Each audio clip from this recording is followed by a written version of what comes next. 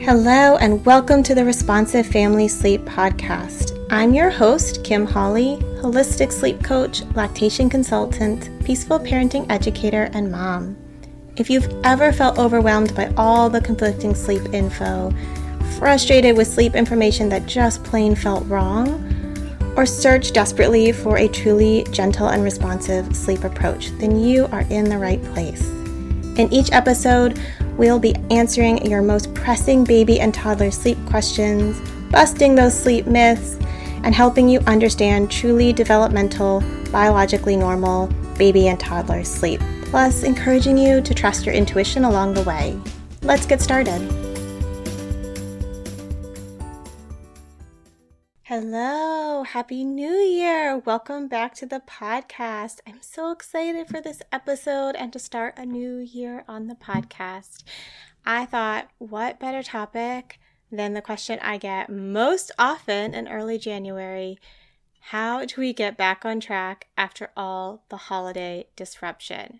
Now, it's January 2nd when this podcast is being released.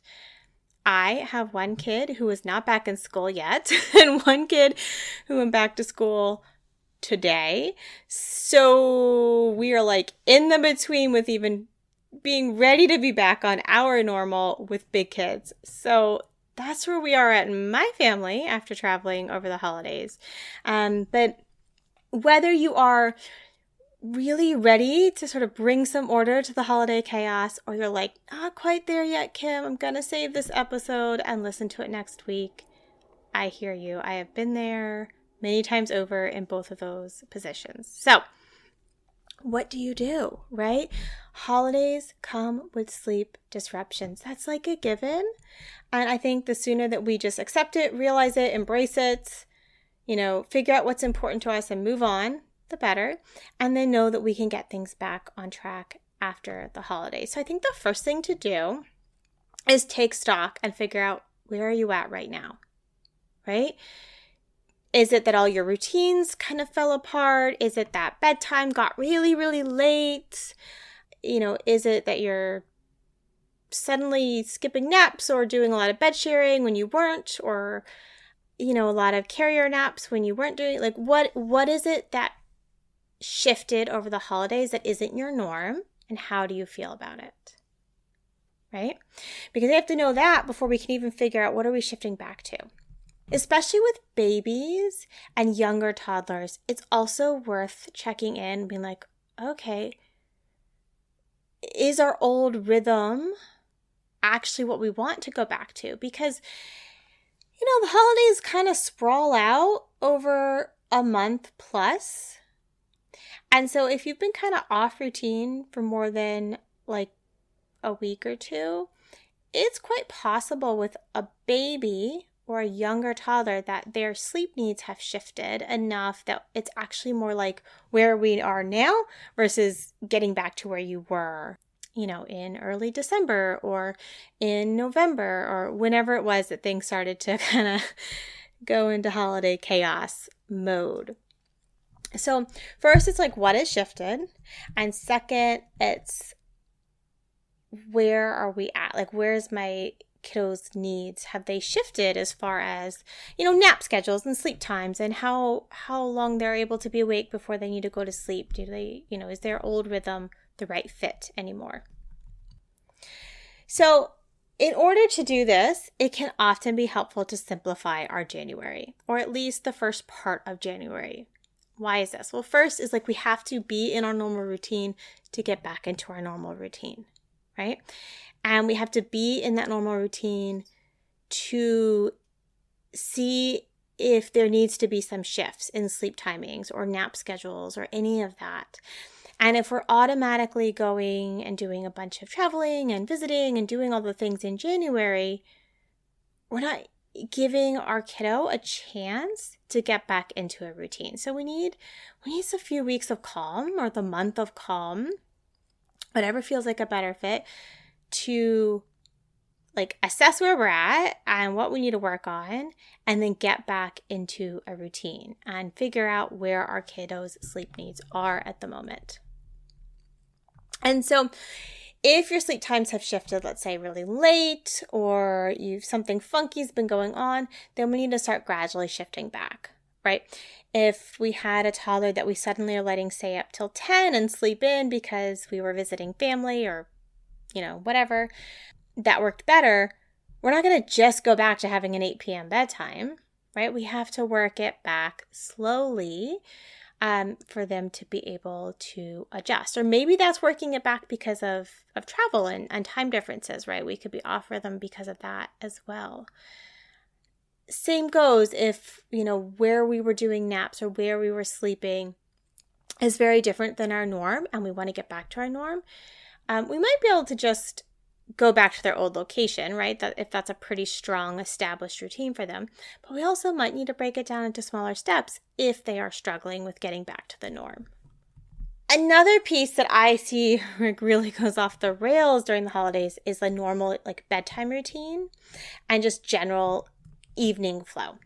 And so if that was well established before the holidays, then it could just be a simple, what was our evening flow that worked for us? Let's get back into that. And then once we're back into that evening flow, let's see if there needs to be any adjustments, right? Because our baby's a bit older, right? Maybe they need more big body play. Maybe they need a little bit of a longer routine, or maybe we're just fine and it's still working great. And if you didn't have an evening routine because your baby was really young, or just because you didn't yet, and you're like, I really want sleep to be a bit more intentional in the new year, then this is a great time to start thinking about the evening routine, right? And I'm intentionally saying evening routine here because it's so much more than just the bedtime routine, right? It's our connection time. It's our big body, get our sillies out, get our wiggles out sort of play. It's calming everything down. It's the predictable bedtime routine. It's the sleep hygiene, the dimming of the lights and all the things that set up bedtime, to be in a good place. And that predictability, if you already had the evening routine, is really grounding, right? It can really help a kiddo kind of get back into their flow. And then, of course, if you didn't, forming routines takes time, right? They don't become a routine overnight. We're essentially habit forming to a certain extent here. But it can be a really nice way to start off the year with a bit more intention in how we're approaching sleep. A lot of getting back on track after the holidays is really getting back to the basics, right? What is your normal daily pattern? Are you having good sleep hygiene? Are you having good rhythms and routines? Right? Are you taking the time to connect as a family? Right? And are we giving all of this the time and the consistency to get back on track? It's January 2nd, you're not going to be back on track on January 3rd or 4th or 5th, right? If you've been traveling a lot over the holidays.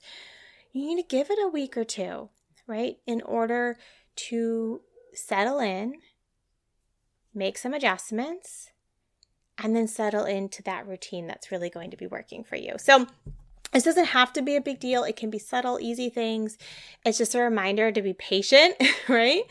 And consistent and not to overload this time with so much stuff that you aren't able to do these things. And if you're doing it for the first time, of course, it's going to be a bit more because you're not returning to something you're building right from the beginning. And that can be really fun as well. So keeping it pretty short for today.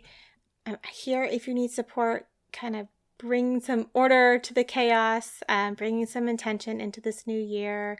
And I hope this was just the right nudge and gentle reminder that you have, what it takes to get yourself back on track in the new year.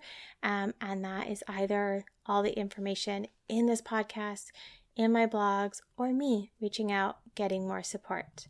Happy New Year, everyone. Thank you for joining me today. I hope this episode left you feeling more informed, confident, and encouraged on your sleep journey. And just a reminder before you go that nothing in this episode is individualized to your specific sleep situation, nor is it to be taken as medical advice. Take what resonates, ignore what doesn't, and check with your healthcare provider about any medical concerns. Take a moment to subscribe to this podcast so that you'll never miss an episode.